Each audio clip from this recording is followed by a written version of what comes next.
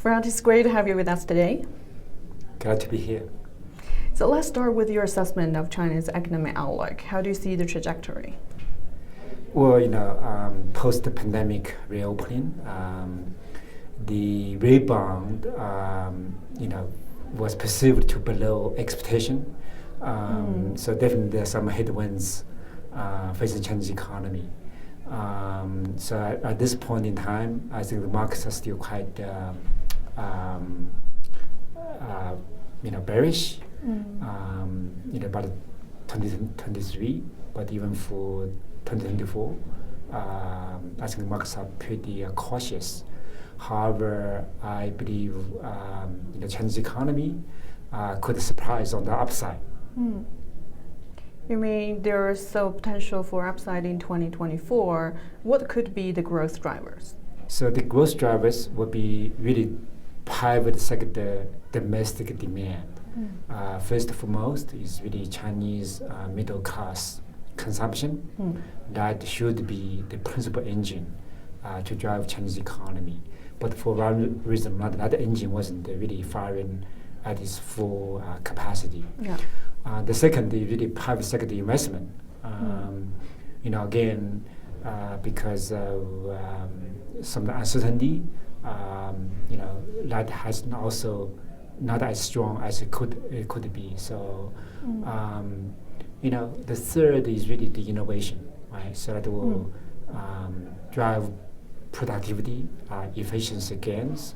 So with the private consumption, private investment, and innovation, I think Chinese economy could outperform relative to expectation, which is kind of low right now.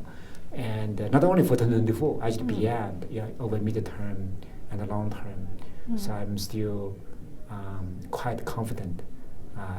Chinese economy, has really, really strong growth prospect. To achieve that goal, how can the government fully unleash the potential of its economy? What are the key policy priorities? Right. So exactly to what I say, where the growth come from, what's the driver. So the government need to really work on how to lift up sentiments of Chinese consumers. So middle class can feel confident to spend with its goods, but also services. The second is private sector, right? Yeah. So private sector has been confronting a broad array of regulatory and policy uncertainty over the last couple of years. So I believe the government really intends to support the private sector to promote private sector development, but for one reason or another, that message has not sunk in. So people are still kind of sitting on the fence. People are still not sure. They'll be going forward to be a more benign, predictable environment where private business can survive. Okay, so that needs to be a big policy priority. Yeah. And finally, which Chinese leaders have recognized, right? China needs to innovate, through science and technology, including generative AI, to take the Chinese economy to the next level.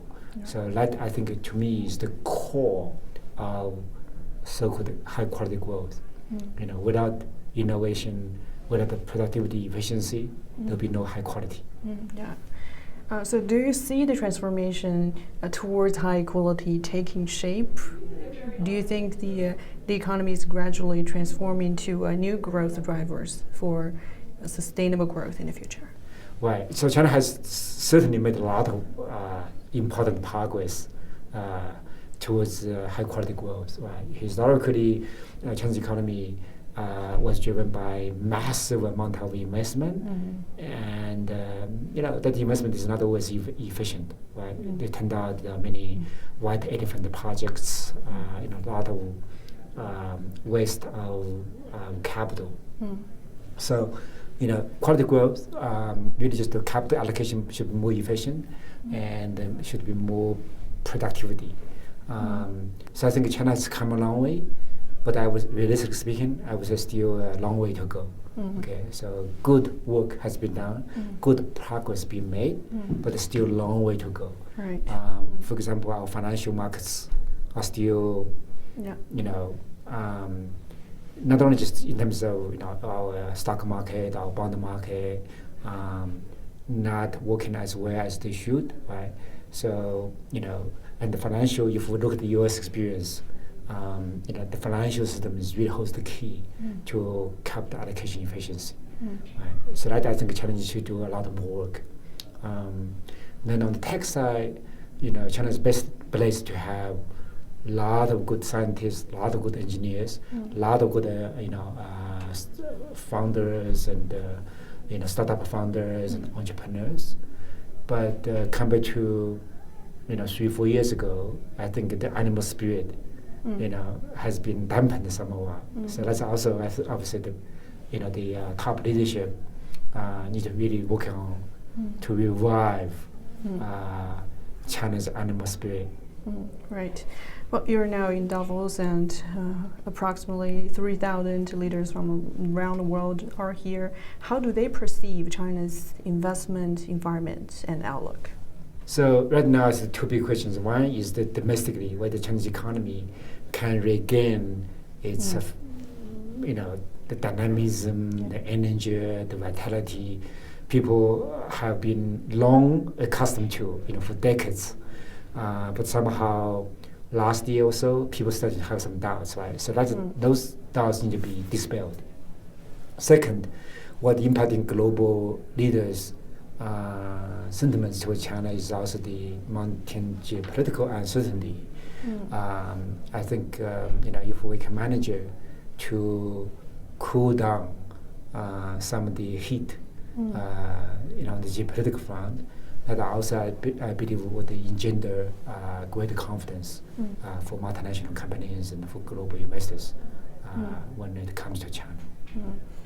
In terms of geopolitical tensions, I know you will be on a panel about China-U.S. relations, and that is weighing on a lot of investors' mind. Do you think the relationship is on the right track? Well, after the summit between President Xi and President Biden in San Francisco in November, I see the relationship has gained some measure of stability. But I wouldn't say it had fundamentally turned the corner, because there's still a lot of headwinds. U.S. is entering a big election year, right? U.S. may be very divided as a country politically, but there's a strong consensus. Somehow, China is the principal rival, or maybe even a nemesis that to be contained. So that kind of political climate in the U.S.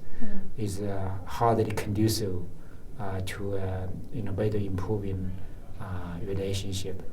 Of course, it always takes two to tango. Right? I think the relationship has deteriorated to this degree. I think there's also room for China to do better, right? To regain the trust and and the confidence. So overall, I'm very concerned, for obvious reasons, but I'm also not pessimistic. I believe there's huge potential for the two biggest economies in the world to collaborate, to partner. Take just one example, climate, right? If we want to make any, tangible progress to fight climate change, there'll be no way if U.S. China, work in the opposite ways. So China and U.S. need to work together as partners. So, if the two countries can manage to find the consensus, shared interest, to work, like in climate and others, slowly but surely, there'll be more and more, trust rebuilding and create a better chemistry for a more, healthier, stable relationship between the two biggest economies. Mm-hmm. And what is outlook for tech cooperation between the two sides? Because it's kind of become more sensitive to the United States when it comes to chips, when it comes to the use of national security as an issue to prevent the technology transfer. Is this still positive outlook for more technology cooperation between the two sides? Unfortunately, I think it's going to be more and more challenging, which is very sad because I think if the U.S. and China, both countries, have a lot of human capital, really brilliant scientists, engineers, and entrepreneurs, and great universities in both countries. If they can manage to collaborate, work together, then we can advance human, like a scientific discovery, technological breakthrough, really benefit the humanity, not only as well as the two countries. But the last couple of years with the broader geopolitical deterioration or rising tensions, everything is looked at from a national security lens. So technology is actually on the forefront. So all those restrictions, curbs, embargoes, controls, you mentioned, are just driven by, I would say, with the xenophobia, irrational fears. Most technologies are actually for civilian use, including semiconductors. So, but in the name of national security, 99% of the legitimate private sector customers are denied of access. So, which I think is, very, very negative development.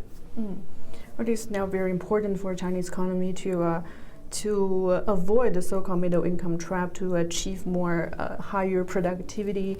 In your opinion, what are the possible scenarios in the future, and what are the key factors affecting China's economic outlook in the long term? Well, China has been a successful economy, right? For a long period of time.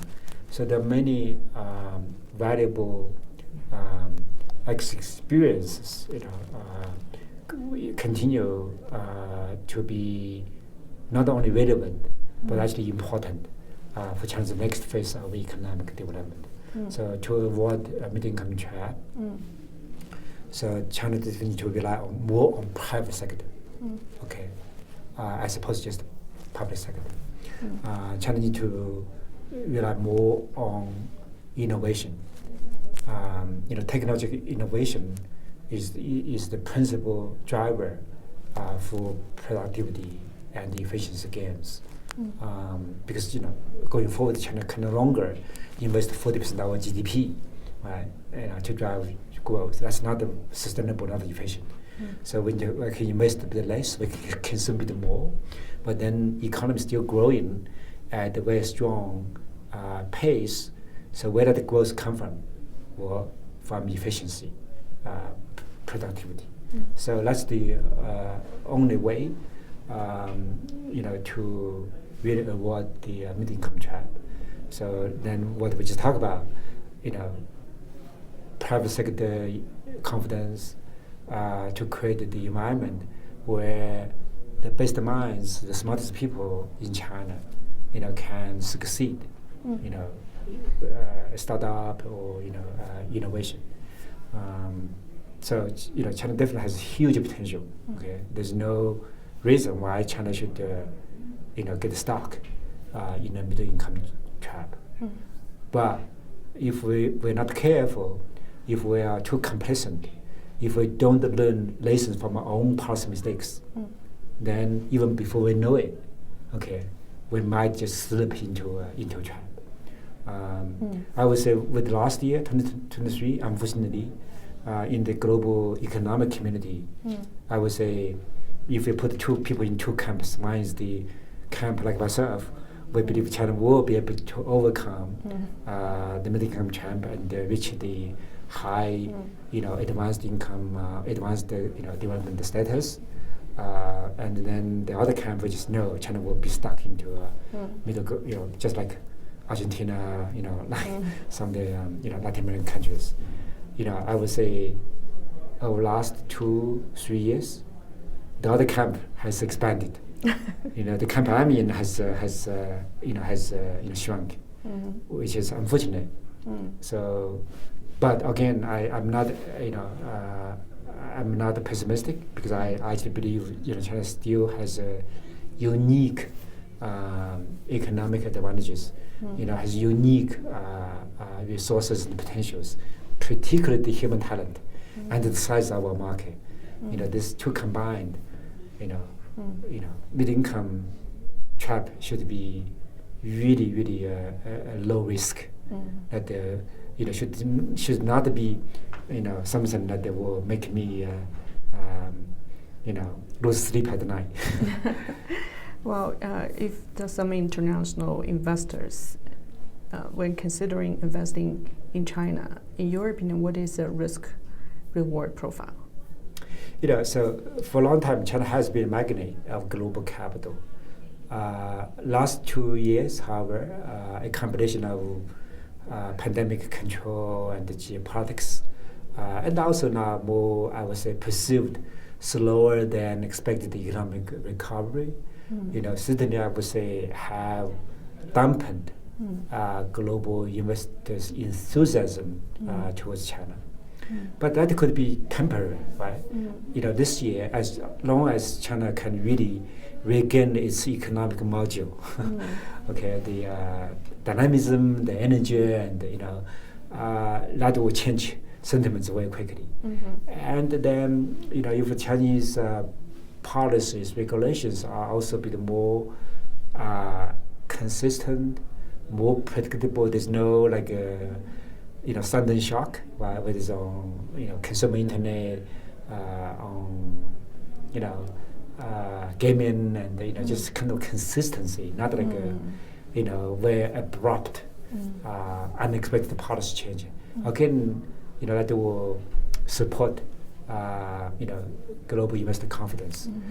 But if China can do this, take care of these two issues,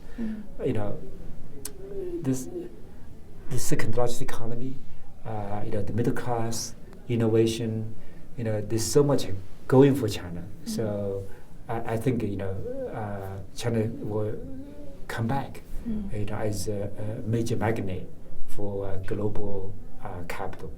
But before that, we have some homework to do. Yeah, well, for many international investors, they are attracted to this opportunity, like the big market and talent and industrial chain system. However, there seems to be a tendency to emphasize more on security rather than on efficiency, such as these friendshoring, reshoring. How will these supply chain dynamics affect China's role in global trade?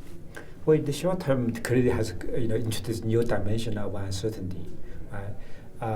But at the end of the day, if China does the right thing, China's advantages are just so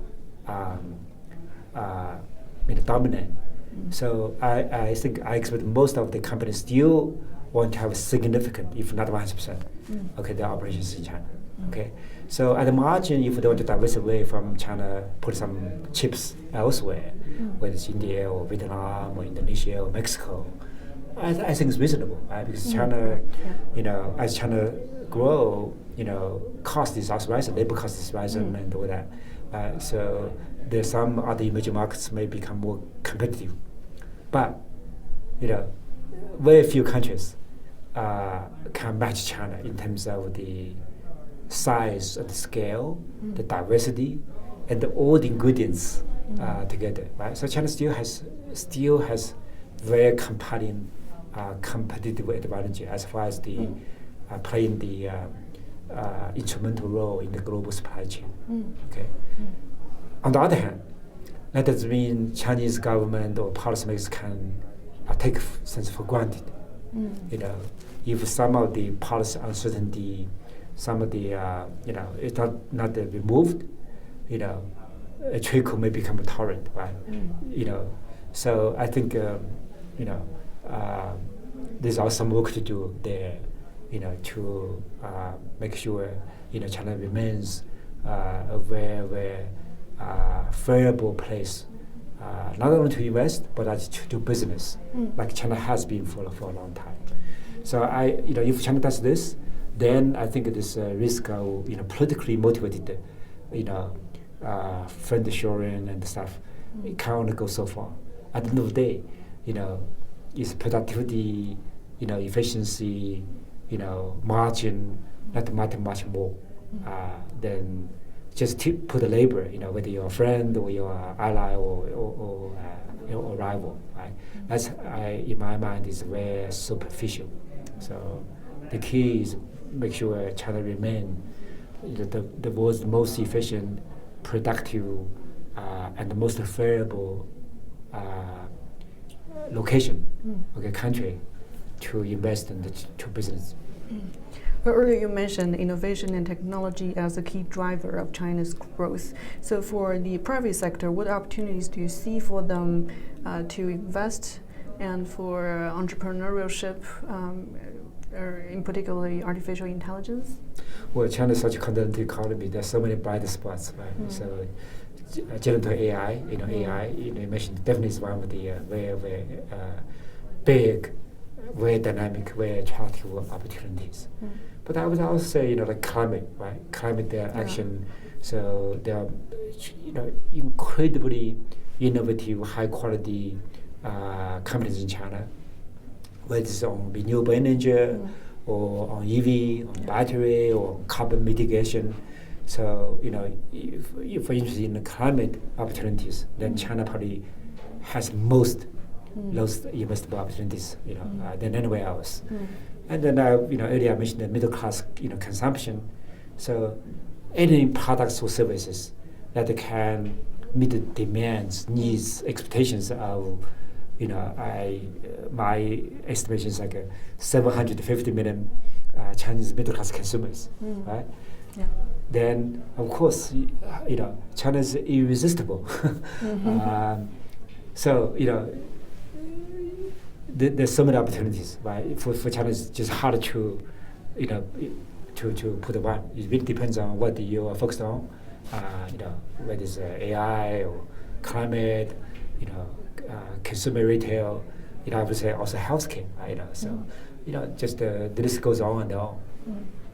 Well, thank you so much for sharing with us. Thank you. Sharing insights. Glad to be here.